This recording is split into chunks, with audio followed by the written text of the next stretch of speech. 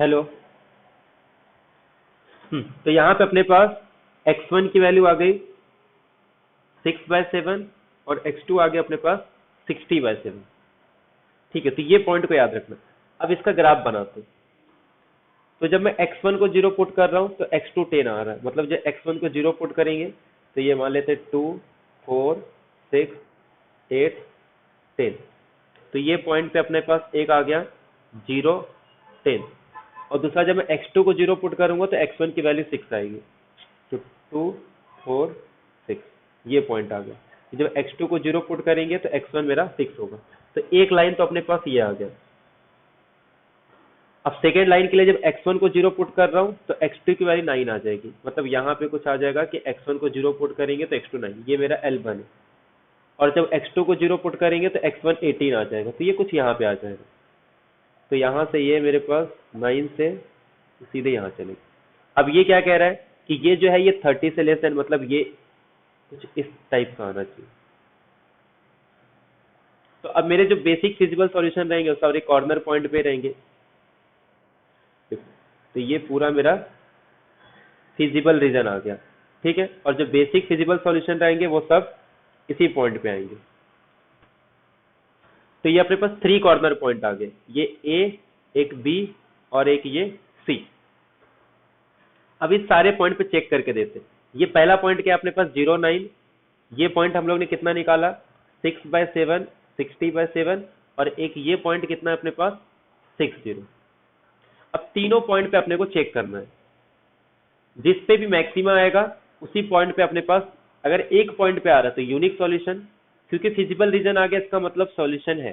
अब सॉल्यूशन है, देखो तीन ही कंडीशन होते हैं, या तो यूनिक सॉल्यूशन होगा, या तो इनफाइनिटली मेनी सॉल्यूशन होगा, या तो नो सॉल्यूशन। नो सॉल्यूशन कब आएगा, जब ये इनफिजिबल रीजन रहेगा या फिर अनबाउंडेड रहेगा। तो अनबाउंडेड तो है नहीं है, सीधे सीधे बाउंडेड दिख रहा है। मैक्सिमाइजेशन का प्रॉब्लम है तो बाउंडेड ही रहेगा। अब इसके बाद इनफाइनेटली भी वो तो चेक करना पड़ेगा किस पॉइंट पे। अगर 2 पॉइंट पे आ रहा है तो उसके पूरे लाइन पे आ जाएगा। अगर इन दोनों पॉइंट पे आ रहा है तो इस पूरे लाइन पे होगा, इन दोनों पॉइंट पे आएंगे तो इस पॉइंट पे। तो एक एक पॉइंट पे अब चेक कर लेते हैं। तो पहला पॉइंट क्या अपने पास 0 9। तो 0 9 पे आंसर क्या आएगा, ऑब्जेक्टिव फंक्शन क्या था अपने पास 10x1 प्लस 6x2। और सेकेंड पॉइंट क्या है 6/7 और 60/7। और थर्ड पॉइंट क्या है अपने पास 60। तो 0 9 पे इसका आंसर कितना होगा, x1 के प्लेस पे 0 पुट करेंगे, x2 के प्लेस पे 9, तो 9 6 54। ऐसे ही जब मैं 6 0 पुट करूंगा तो ये 0 हो जाएगा और 10 6 60। इस पॉइंट पे कितना आ रहा है 6/7 और 60/7 पे।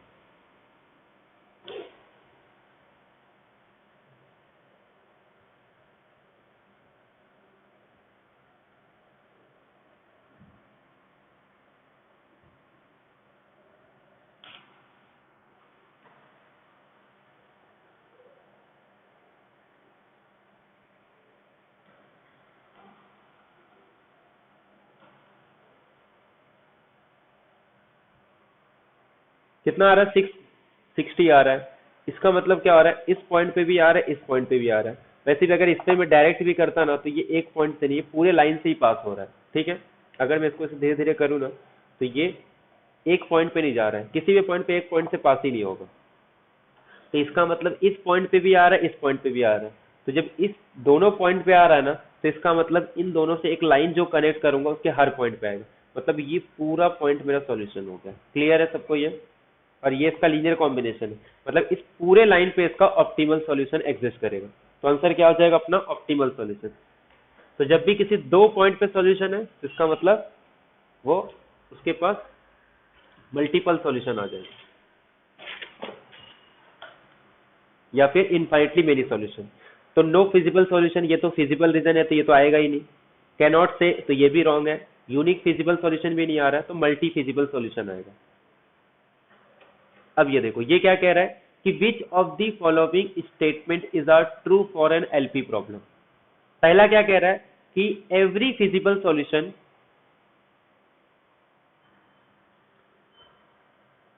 Is a basic feasible solution. और सेकेंड क्या कह रहा है कि if there is a feasible solution then there is a basic feasible solution. पहले और सेकेंड स्टेटमेंट में डिफरेंस है। पहले में क्या कह रहा है कि एवरी फिजिबल सॉल्यूशन, मतलब मैं कोई भी फिजिबल सॉल्यूशन लूं तो वो बेसिक फिजिबल सॉल्यूशन होगा। तो ऐसा जरूरी नहीं होता, क्योंकि उसमें कुछ नॉन बेसिक भी आते हैं और कुछ बेसिक भी आते हैं।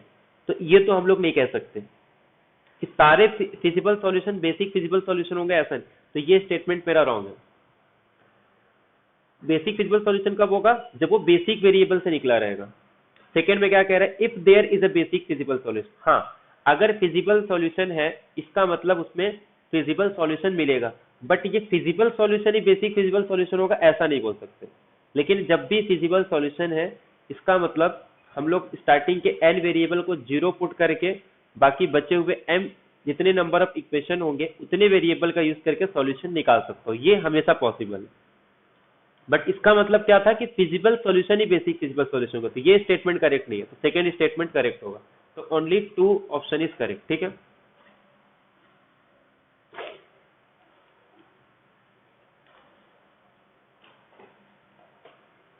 हाँ, अब इसका आंसर तो दिया ही नहीं था उसमें, मतलब लेकिन इसका आंसर अनबाउंडेड आ रहा है। इसका जब रीजन निकालेंगे तो अनबाउंडेड आएगा। इसमें क्या कह रहा है कि subject to the constant x1 की वैल्यू लेस देन 3 है। दूसरा क्या कह रहा है कि x1 माइनस x2 भी लेस देन 0 है, और x1 x2 ये नॉन नेगेटिविटी कंडीशन है। तो जब मैं इसका रीजन निकालूंगा, पहला क्या कह रहा है अपने पास कि x1 की वैल्यू लेस देन 3 है, तो ये x1 एक्सिस है, ये x2 एक्सिस है। तो ये 1 2 3 ये मेरे पास आ गया x1, और x1 लेस देन मतलब ये पूरा रीजन है। सेकेंड क्या कह रहा है कि x1 minus x2 is less then 0। इसका मतलब क्या हो गया? x1 is less then x2। अगर मैं इसको x y से देखूं तो ये क्या कह रहा है कि x इज लेस देन, मतलब y is greater then x। तो y ग्रेटर देन x कब होता है? जब ये वाले पार्ट में। तो ये पूरा मेरा रीजन है।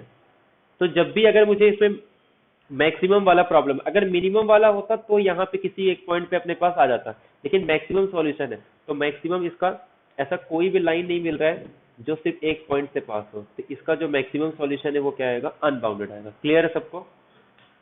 तो प्रॉब्लम ये हो गया कि इसमें ना फिजिबल सॉल्यूशन भी करेक्ट होगा, क्योंकि ये फिजिबल सॉल्यूशन तो है ना, फिजिबल सॉल्यूशन में इसको कोई प्रॉब्लम नहीं है, अनबाउंडेड भी है। तो इसीलिए उसमें 2 ऑप्शन करेक्ट था। इसके लिए उसमें कोई भी ऑप्शन को करेक्ट नहीं हुआ, जितने भी अटेंड किया सबको मार्क्स मिले थे। क्लियर है सबको ये?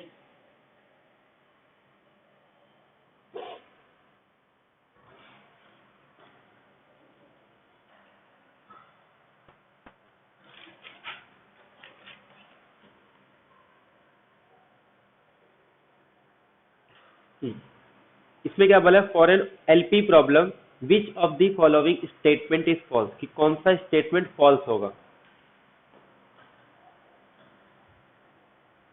If the feasible region is a polyhedron then at least one basic feasible solution is optimal. If an optimal solution exist then feasible region is bounded. Third क्या कह रहा है? If the half spaces corresponding to the constant do not intersect, the problem has a no feasible solution. The set of all feasible solution to the problem is a convex set. पहला statement क्या कह रहा है कि अगर feasible region polyhedron है तो then at least one basic feasible solution is optimal. ये तो हम लोग ने देखा था स्टेटमेंट, ये करेक्ट है कि अगर फिजिबल रीजन मेरा पॉलीहेड्रन है तो कम से कम एटलीस्ट एक बेसिक फिजिबल सॉल्यूशन ऑप्टिमल रहता है। सेकेंड स्टेटमेंट क्या कह रहा है कि if an optimal solution exist then the feasible region is bounded. तो ये तो राइट नहीं है। फिजिबल रीजन के बारे में कुछ नहीं बोल सकता। अगर मिनिमाइजेशन का प्रॉब्लम है तो वो केस में ये डिस्प्रूव हो जाता है, क्योंकि मिनिमाइजेशन में अगर मान लो ग्रेटर देन है तो रीजन तो मेरा अनबाउंडेड रहता है, लेकिन फिर भी उसका ऑप्टिमल सॉल्यूशन एग्जिस्ट करता है। ये क्लियर है सबको? तो ये स्टेटमेंट फॉल्स है। अगर ये स्टेटमेंट फॉल्स है तो इसका मतलब सारे करेक्ट होंगे। ये समझ में आया सबको? अगर मिनिमाइजेशन का प्रॉब्लम है और मान लो मेरा कोई रीजन इस तरीके से आ रहा है,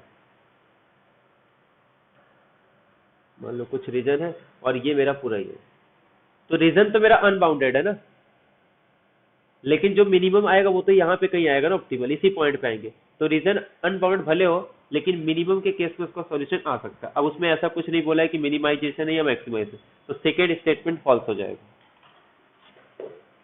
और बाकी सारे स्टेटमेंट करेक्ट है। थर्ड क्या कह रहा है कि if the half space corresponding to the constraint do not intersect the problem has a no feasible solution. तो हाँ, जब एक भी जो उसके कंस्टेंट अगर वो इंटरसेक्ट नहीं कर रहे, मान लो कुछ इस तरीके से आ गया कि एक लाइन मेरा कुछ इस तरीके से आ रहा है, दूसरा ये तरीके से आ रहा है, एक लेस देन बोल दिया, एक ग्रेटर देन, तो इसमें कोई भी कॉमन पॉइंट इंटरसेक्शन नहीं आ रहा, तो ये कैसा सॉल्यूशन आ जाएगा, इनफिजिबल सॉल्यूशन आ जाएगा। और डी में क्या बोल रहा है कि set of all feasible solution to the problem is a convex set. तो ये स्टेटमेंट तो हम लोग देखे ही थे कि फिजिबल सॉल्यूशन का जो कलेक्शन रहता है वो हमेशा क्या फॉर्म करता है, कॉन्वेक्स सेट। तो सिर्फ बी वाला ऑप्शन इनकरेक्ट होगा। क्लियर है सबको ये?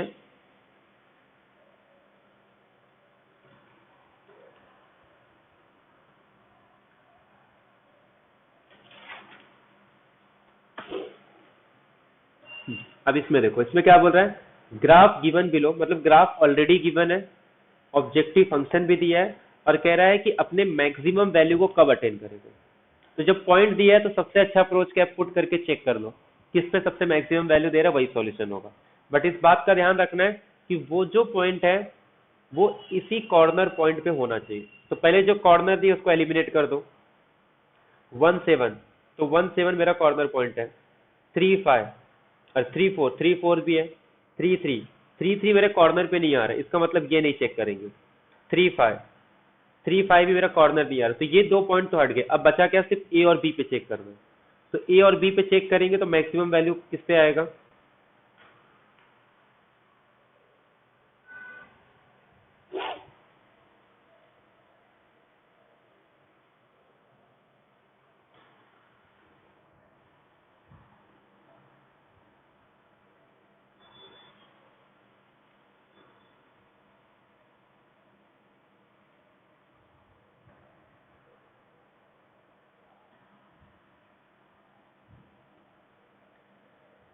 थ्री टू जा 6 5 -1, 3 2 जा 6 -2 और ये 7 2 9 -2, बी ऑप्शन ना।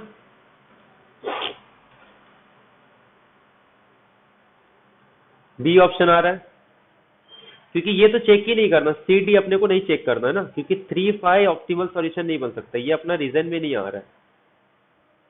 हम लोग सिर्फ किस में देखते हैं, सिर्फ फिजिबल रीजन में ही देखते हैं, फिजिबल रीजन के बाहर वाले पॉइंट को नहीं लेना है। तो हम लोग ने सी और डी को पहले एलिमिनेट कर दिया, तो सॉल्यूशन मेरा ए और बी में से रहेगा। सबसे कम ये, सबसे मैक्सिमम वैल्यू ये दे रहा है क्योंकि इसका -1 आएगा, बट -1 मेरे फिजिबल रीजन में नहीं है, इसलिए ये वाला ऑप्शन नहीं आएगा। ठीक है, ऐसे ही है, ये टाइप के जो स्टेटमेंट रहते हैं ना उसमें कंफ्यूजन, इसके लिए उसको याद कर लो। ठीक है, which of the following statement is true with respect to the optimal solution of LPP. पहला क्या कह रहा है कि every LP problem has a optimal solution, ये तो सीधे सीधे रॉन्ग है कि हर एक एलपी प्रॉब्लम के पास ऑप्टिमल सॉल्यूशन होगा, जरूरी नहीं है।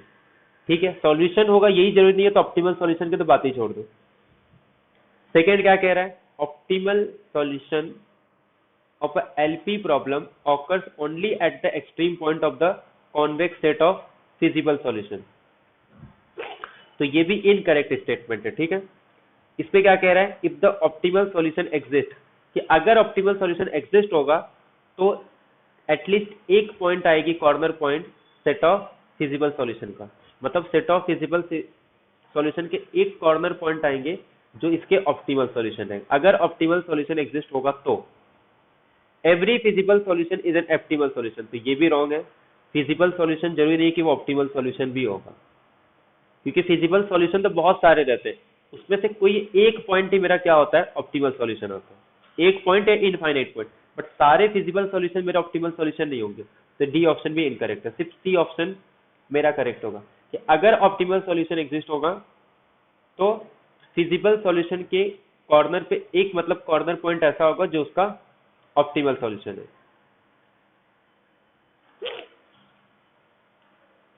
Consider the following LPP subject to the constant. अब इसमें देखो, इससे पूछा है feasible, no feasible, degenerate feasible, non degenerate feasible solution. तो इसमें अपने को सिर्फ ग्राफ बनाएंगे, अगर ग्राफ से नहीं आया तब चेक करना पड़ेगा डीजनरेट नॉन डीजनरेट। वैसे ये सब पूछेंगे नहीं क्योंकि सिंपलेक्स मेथड में अलग हो जाता है, तो इसके लिए यहाँ पे इसको नहीं चेक करें, मतलब इसी दो में से ऑप्शन रहेगा।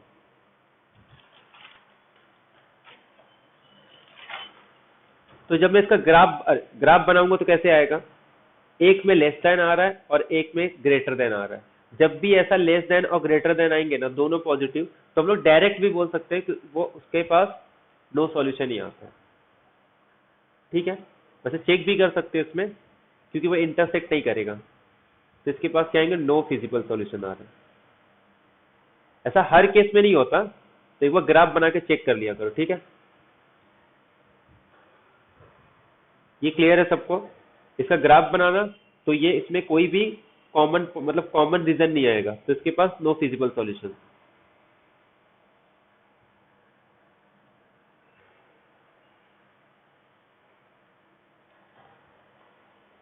एक बार चेक करो, इसका रीजन आ रहा है no feasible solution.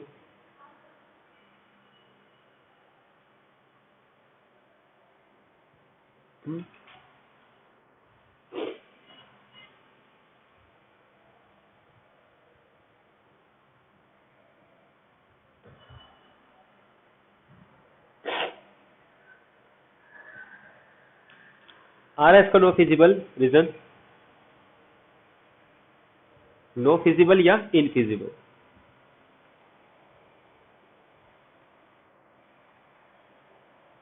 For x1 is equal to 10, मतलब x1 की वैल्यू 2, एक स्ट्रेट लाइन बनेगा x1 is equal to 2, horizontal vertical line.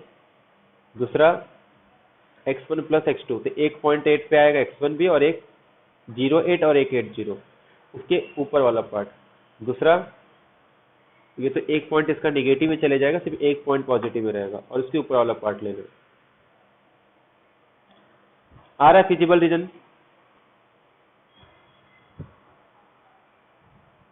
हाँ, फिजिबल रीजन आ रहा है कि नो फिजिबल रीजन?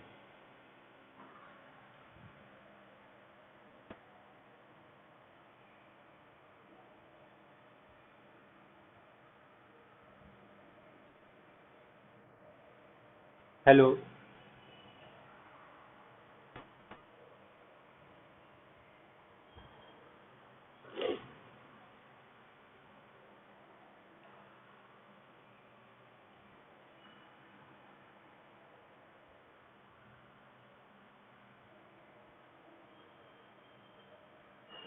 हेलो, आया डायग्राम?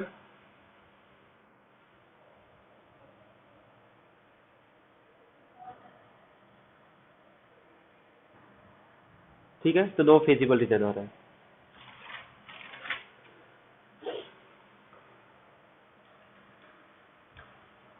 इसका निकालो, x1 minus x2 is less than 1, x1 plus x2 is greater than equal to 3।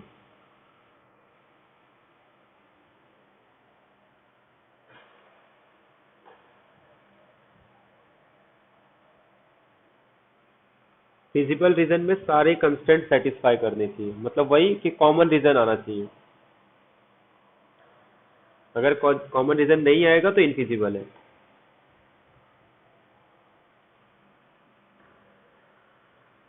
और अगर वो बाउंडेड है तो उसके एक्सट्रीम पॉइंट पे मेरा सॉल्यूशन एग्जिस्ट करता है।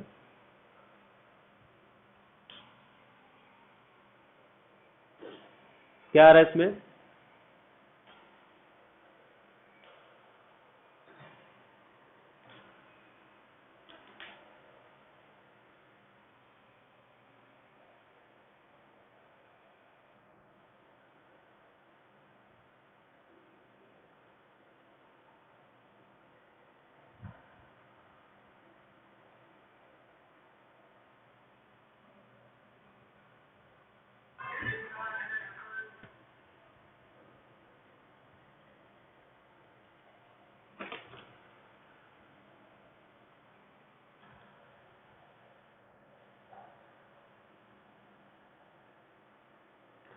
आया, बोलो। x1 को 0 पुट करेंगे तो x2 माइनस 1, x2 को 0 पुट करेंगे तो x1 1। तो एक तो ये डायग्राम आएगा। ठीक है, और उससे ग्रेटर देन बोला है, इसका मतलब x2 की वैल्यू तो ऊपर वाला पार्ट। ठीक है, और दूसरा क्या आ रहा है अपने पास,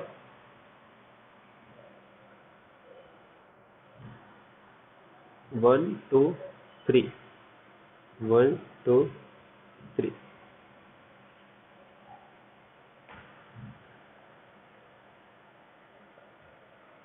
ये रीजन आ रहा है ना, इसके ऊपर वाला पार्ट और इसमें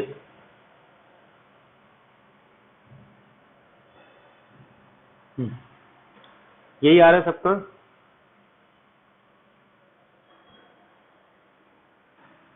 हेलो, तो अब इसमें देखो कॉमन पॉइंट तो ये पूरे कॉमन पॉइंट है, इसका मतलब फिजिबल रीजन तो है, लेकिन क्या आएगा अपने पास, अनबाउंडेड आएगा ये।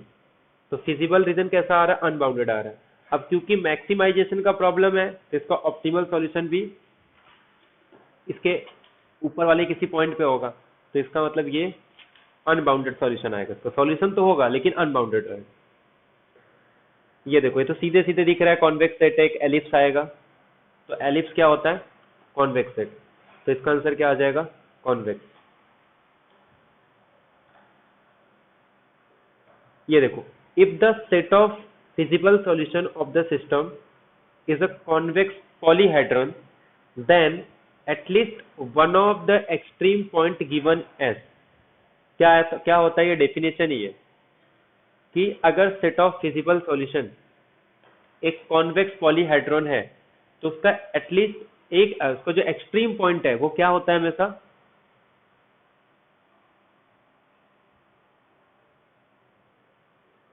उस फिजिबल सॉल्यूशन का कम से कम एक पॉइंट क्या होगा,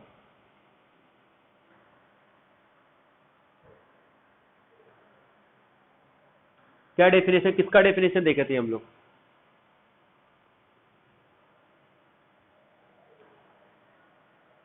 ऑप्टिमल सॉल्यूशन। कि अगर कोई भी फिजिबल सॉल्यूशन जो है, अगर वो एक कॉन्वेक्स पॉलीहेड्रॉन है तो उसके एक्सट्रीम पॉइंट, कम से कम एक एक्सट्रीम पॉइंट क्या होगा, वो ऑप्टिमल सॉल्यूशन होगा। ठीक है, तो इसका आंसर ऑप्टिमल सॉल्यूशन है।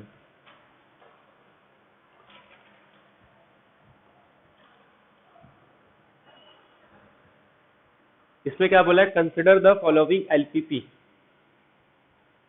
ये कंडीशन गिवन है, what is the solution of this LPP, किस पॉइंट पे मैक्सिमम वैल्यू हो। तो इस पे अपने को निकालना पड़ेगा। तो सीधे सीधे क्या करो, इसके दो ही इक्वेशन है ना, तो सिर्फ इसका पॉइंट फाइंड आउट कर लो बस, और सब में यूनिक सॉल्यूशन है।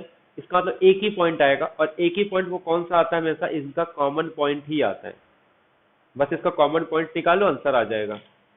इसको 3 से मल्टीप्लाई कर दो और इसको 4 से मल्टीप्लाई करके निकाल सकते हैं x1 x2। देखा जाए तो सिर्फ अपने को इक्वेशन सॉल्व करना है, जो x1 x2 आएगा वही अपना सॉल्यूशन होगा।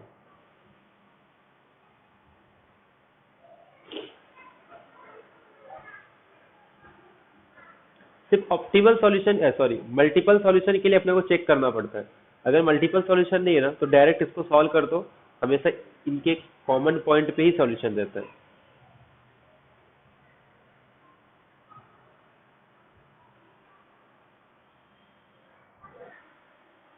क्या आ रहा है कॉमन पॉइंट, पहले वाले इक्वेशन को 3 से मल्टीप्लाई करो या फिर सेकेंड वाले को 4 से।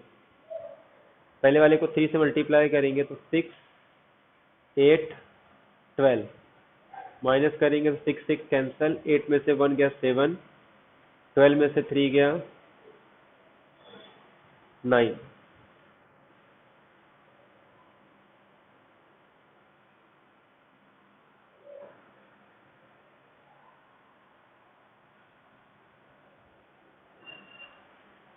एक तो 9/7 आ जाएगा,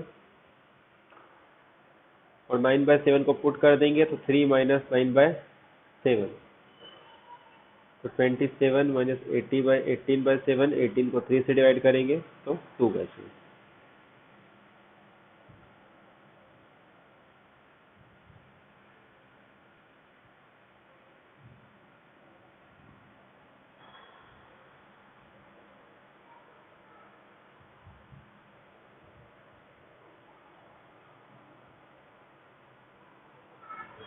डी ऑप्शन आ रहा है ना, x2 9/7 और x1 2/7, तो डी इसका कॉमन पॉइंट है और उसी पॉइंट पे आएगा ये।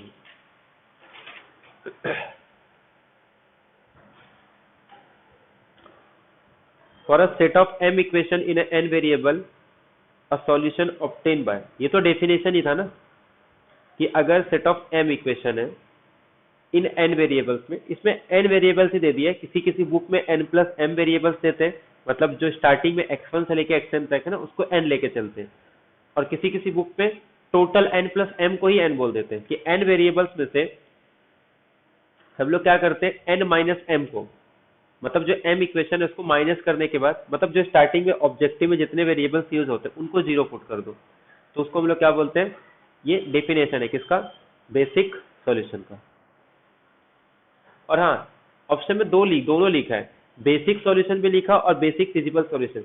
यहाँ पे कहीं नहीं बोला है कि वो नॉन निगेटिविटी या कंस्टेंट को भी सेटिस्फाई करे, सिर्फ इतना बोल रहा है कि वो सेट लेना है m इक्वेशन, अरे for set of m equation in n variables, तो वो सॉल्यूशन जो ऑब्टेन होता है bye setting n minus m variables को जीरो। अब हो सकता है वो नॉन निगेटिविटी और कंस्टेंट को सेटिस्फाई ना करे, तो बेसिक फिजिबल सॉल्यूशन नहीं होगा, सिर्फ क्या बोलेंगे इसको, बेसिक सॉल्यूशन। क्लियर है सबको ये? और हम लोग क्या करते हैं, जो बचे हुए m इक्वेशन के लिए जिसको क्या बोलते हैं बेसिक वेरिएबल, उसके लिए जो सॉल्व करते हैं तो उसको क्या बोलते हैं बेसिक सॉल्यूशन। तो यही हम लोग डेफिनेशन अभी तक पढ़ते आ रहे हैं, and solving for remaining m equation in m variable is called a basic solution. Clear है सबको?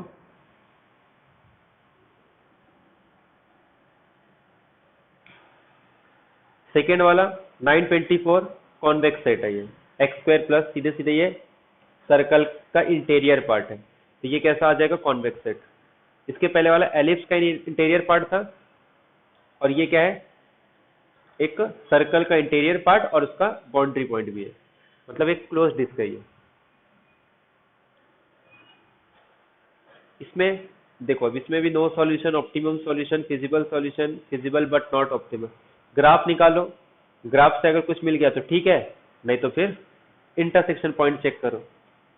ग्राफ में देखो, एक आ रहा है x1 plus x2 is less than 1, दूसरा इसको 2 से डिवाइड कर दूंगा तो x1 प्लस x2 की वैल्यू ग्रेटर देन 2, तो एक x1 प्लस x2 से लेस देन है तो वो इसके नीचे आएगा, और दूसरा x1 प्लस x2 से ग्रेटर है, मतलब एक इसके नीचे आएगा और एक उसके ऊपर, लाइन के ऊपर, तो कॉमन पॉइंट है नहीं, तो सीधे सीधे क्या आ जाएगा, कोई फिजिबल रीजन नहीं है, इसका मतलब नो सॉल्यूशन। क्लियर? ये सिंपल क्वेश्चन है। हाँ, इसका डायग्राम बना सकते हैं तो नो सॉल्यूशन आएगा। तो डुअल का है,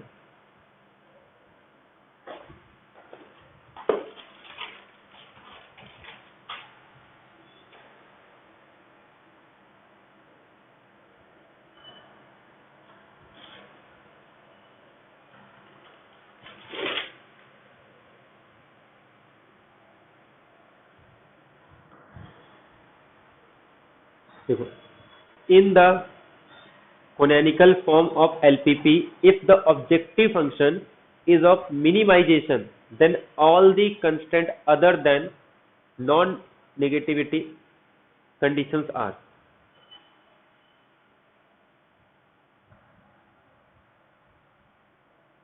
क्या लेते हैं मिनिमाइजेशन प्रॉब्लम के लिए, क्या लेते हैं हम लोग, जो इनइक्वालिटी रहती है?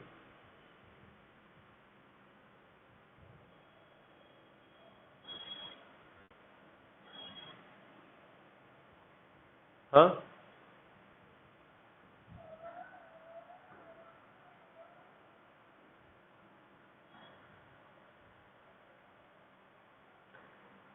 मैक्सिमाइजेशन के लिए क्या लेते हैं और मिनिमाइजेशन के लिए क्या लेते हैं? अगर नॉन निगेटिविटी को छोड़ दो तो जितने भी इक्वेशन है उनकी इनइक्वालिटी क्या होनी चाहिए मिनिमाइजेशन प्रॉब्लम के लिए? लेस देन टाइप होना चाहिए, ग्रेटर देन टाइप होना चाहिए, या फिर greater than equal to type होना चाहिए?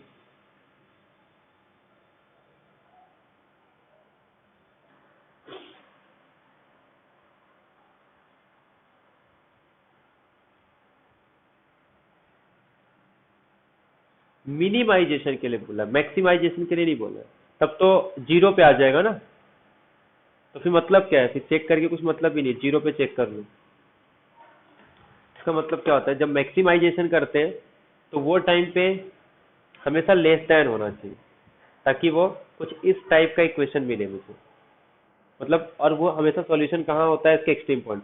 अगर मिनिमाइजेशन के लिए लेस देन टाइप ले लूंगा, उस केस में क्या होगा, जीरो पे तो हमेशा इसका मिनिमम सॉल्यूशन आएगा ना, क्योंकि सारे वेरिएबल मेरे पॉजिटिव है, और ये इस पे तो हमेशा सॉल्यूशन आ जाएगा जीरो जीरो, बाकी चेक करके मतलब ही नहीं है। हाँ, लेकिन अगर ग्रेटर देन टाइप रहेगा तो उस केस में ये सारे कॉर्नर पॉइंट मेरे सॉल्यूशन होते हैं, नहीं तो हमेशा जीरो पे ही आएगा।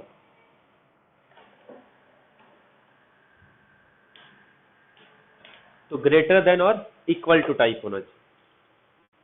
अ feasible solution to an LPP, जो फिजिबल सॉल्यूशन होता है must be a corner point of the feasible region, नहीं, वो किसके लिए था, ऑप्टिमल सॉल्यूशन के लिए था। फिजिबल सॉल्यूशन तो वो सारे सॉल्यूशन होते हैं जो नॉन नेगेटिविटी कंडीशन को सेटिस्फाई करे और सारे कंस्टेंट को सेटिस्फाई करे, मतलब जितने भी कॉमन पॉइंट आते हैं वो सारे फिजिबल रीजन होते हैं। ये एक्सट्रीम पॉइंट तो बेसिक फिजिबल सॉल्यूशन के लिए था, ऑप्टिमल सॉल्यूशन के लिए था। तो फिजिबल सॉल्यूशन के लिए कोई जरूरी नहीं है कि वो कॉर्नर पॉइंट ही होना चाहिए फिजिबल रीजन का। मस्ट सेटिस्फाई, तो इसका डेफिनेशन ही लिखा है कि must satisfy all of the problem constraint and non negativity restriction simultaneously, मतलब दोनों सेटिस्फाई करना चाहिए। एंड बोले थे ना, ये क्या बोल रहा है, need not satisfy all the constraint, ये भी रॉन्ग हो जाएगा। मस्ट ऑप्टिमाइज, ऑप्टिमाइजेशन कोई जरूरी नहीं है, ऑप्टिमाइज हो गया तब तो वो ऑप्टिमल सॉल्यूशन हो जाएगा। तो इसका बी ऑप्शन करेक्ट है कि फिजिबल सॉल्यूशन के लिए दो होना चाहिए, या तो सॉरी दोनों कंडीशन सेटिस्फाई होने चाहिए, कंस्ट्रेंट और नॉन निगेटिविटी। अनबाउंडेड सॉल्यूशन के केस में क्या होता है, ये डेफिनेशन जब लिखा रहता है ना तो उसमें डिफाइन किया रहता है कि where the objective function can be increase और डिक्रीज इनडेफिनेटली, मतलब जैसे जैसे पॉइंट को हम लोग आगे बढ़ाते जाएंगे वैसे वैसे उसको सॉल्यूशन बढ़ती चली जाती है। अगर मिनिमाइजेशन प्रॉब्लम है तो वो धीरे धीरे डिक्रीज होते जाएगा, ठीक है। तो where the objective function can be increase और डिक्रीज इनडेफिनेटली, उस केस में क्या होता है, अनबाउंडेड सॉल्यूशन होता है। Where the objective function can be decrease indefinitely नहीं, या तो वो इंक्रीज होगा या तो डिक्रीज होगा। तो ये इसका डेफिनेशन ही है। अगर ये मिनी मैक्सिमाइजेशन का होता तो कैन बी इंक्रीज, और मिनिमाइजेशन का होता तो कैन बी डिक्रीज इनडेफिनेटली, ठीक है। तो इसका बी ऑप्शन करेक्ट होगा। इसमें क्या बोला, using graphical method the optimal solution of the LPP of maximising, ठीक है। तो ये सब तो क्वेश्चन आ जाएगा, अभी सिर्फ इसका कॉमन पॉइंट निकालना है जिस पॉइंट पे आएंगे। एक बार ये निकल गया तो इसी पे एक और क्वेश्चन पूछा है, नहीं इस पे नहीं, दूसरे वाले पे। तो इसमें अपने को सिर्फ पॉइंट निकालना है, उसके बाद और कुछ वैसा क्वेश्चन तो है नहीं। In the optimal solution simplex table, अच्छा हाँ, ये सिंप्लेक्स टेबल में ये सब भी आता है, ये भी स्टेटमेंट दिखा दूंगा मैं। जैसे सी आई माइनस जेड जे, ये सब हम लोग यूज करते हैं जब सिंप्लेक्स मेथड से सॉल्व करते हैं। तो ये अल्टरनेटिव सॉल्यूशन आता है इसके केस में, ठीक है। ये चेक करने के लिए यूज करते हैं हम लोग फर्स्ट आइटरेशन में। अगर फर्स्ट आइटरेशन कंप्लीट हो गया तो उस केस में चेक करते हैं कि ग्रेट मैक्सिमाइजेशन के लिए चेक करते हैं, मिनिमाइजेशन के लिए चेक करते हैं कि ये पॉजिटिव है या निगेटिव है। और जीरो आता है तो उस केस में हम लोग क्या बोलते हैं, अल्टरनेटिव सॉल्यूशन, ठीक है। तो ये डी ऑप्शन इसका है। इस केस में भी क्या करना है, सिर्फ इसका ऑप्टिमल सॉल्यूशन निकालना है, बस हो गया। और उसी के बाद एक बार इसका ऑप्टिमल सॉल्यूशन आ गया ना तो इसमें सेम क्वेश्चन है, इसमें इसका मैक्सिमम वैल्यू निकालना है। तो पुट करके मैक्सिमम 36। तो अब 2021 का देख लेते हैं कि इस बार किस टाइप के क्वेश्चन आए थे। मान लो अगर मैंने कोई स्टूडेंट प्रीवियस ईयर का क्वेश्चन देखा था, इतना ही पढ़ा था, तो अगर मान लो उसके फर्स्ट टाइम ये पेपर देख रहा है 2021 का, तो देखो दो क्वेश्चन सीधे सीधे स्टेटमेंट में आया है। मान लो इतना ही पढ़ के जाते और प्रीवियस ईयर का क्वेश्चन देखते, set of all feasible solution to an LP problem is a convex set, सीधे सीधे स्टेटमेंट है। मतलब जो रिजल्ट था उसमें का ये कि जो set of all feasible solution होते हैं एलपी प्रॉब्लम के वो क्या होते हैं, कॉन्वेक्स सेट। करेक्ट स्टेटमेंट है। पहला ही जो थ्योरम सीखा, सबसे पहला थ्योरम यही था कॉन्वेक्स सेट में कि every hyper plane is a convex set. तो ये सीधे सीधे स्टेटमेंट है। क्लियर है सबको ये?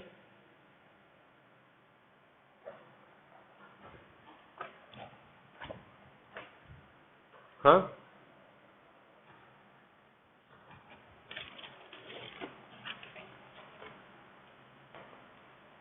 देखो पहला स्टेटमेंट यही था, hyper plane is a convex set. और यहाँ पे पहला स्टेटमेंट ये, set of all feasible solution of a LPP is a close convex set. तो ये दोनों स्टेटमेंट ही आ गए। और इसमें क्या है, ये तो अगर जिसने एलपीपी नहीं पढ़ा है वो भी बता सकता है इसका, क्योंकि रियल एनालिसिस में भी हम लोग कॉन्वेक्स सेट पढ़ते हैं। तो उससे ये आ जाता है। ठीक है, तो इसमें क्या पूछा है, कॉन्वेक्स सेट कौन सा है, तो कॉन्वेक्स सेट पूछा है और सेकंड में स्टेटमेंट पूछा है।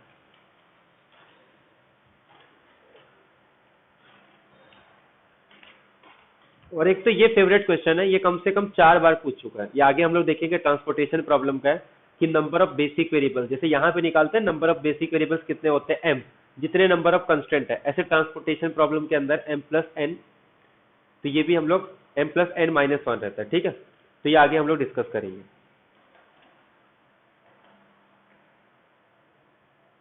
बाकी ये एक क्वेश्चन आया था ग्राफिकल, तो एक क्वेश्चन आता है कॉन्वेक्स से रिलेटेड और एक क्वेश्चन आपका ग्राफ से, या फिर 2 क्वेश्चन कंपलसरी है।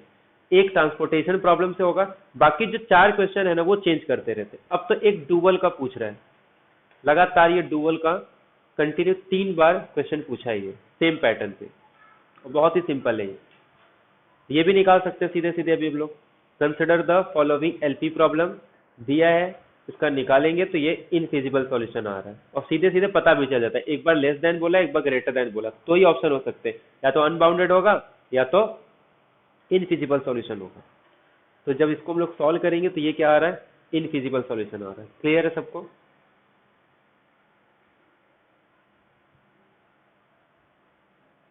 तो देखा जाए तो इतने में से 3 क्वेश्चन अपने हो गए, 2 कॉन्वेक्स सेट के और ये। तो नेक्स्ट लेक्चर में एक तो 2 फेस मेथड का एक क्वेश्चन पूछा है, ये सीधे सीधे 3 स्टेटमेंट है, उसी में का एक स्टेटमेंट पूछा है। टोटल 8 क्वेश्चन आते हैं,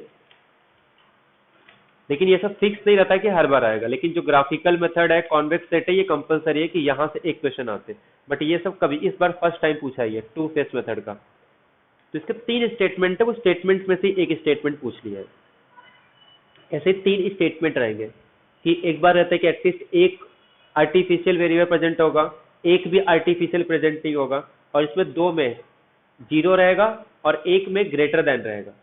ठीक है, ऐसे मिनिमाइजेशन के केस में भी होता है, 2 में 0 रहेगा और एक में लेस देन होगा, और इसमें कंडीशन किस पे रहता है, आर्टिफिशियल वेरिएबल पे। तो no feasible solution, feasible solution, ऐसे स्टेटमेंट है, सीधे सीधे स्टेटमेंट याद है तो ये क्वेश्चन हो जाएगा।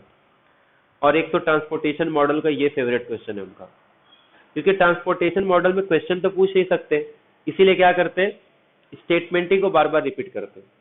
ऐसे डुअल प्रॉब्लम को इसको भी सॉल्व करने के लिए नहीं देंगे, तो सीधे सीधे यही टाइप के क्वेश्चन पूछते हैं। तो एक क्वेश्चन, एक लेक्चर में हम लोग जितने भी ट्रांसपोर्टेशन प्रॉब्लम है, असाइनमेंट प्रॉब्लम है और मशीन प्रॉब्लम, ये सबका एक एक प्रॉब्लम कर लेंगे। ठीक है, क्योंकि पिछले 3 साल से इसमें से एक एक क्वेश्चन आता है। तो 2 से 3 लेक्चर और रहेगा, तो 3 लेक्चर में एक लेक्चर प्रोबेबिलिटी डिस्कस करेंगे, एक लेक्चर में डुअल प्रॉब्लम और जो छोटे छोटे स्टेटमेंट है, और एक में असाइनमेंट प्रॉब्लम, मशीन प्रॉब्लम, ये सब करेंगे। ठीक है, चलो।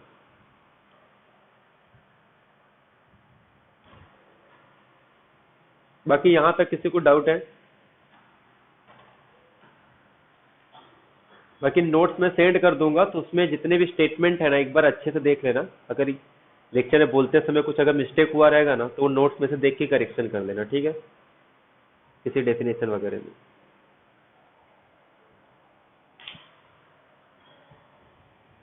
ठीक है, चलो, फिर नेक्स्ट लेक्चर में।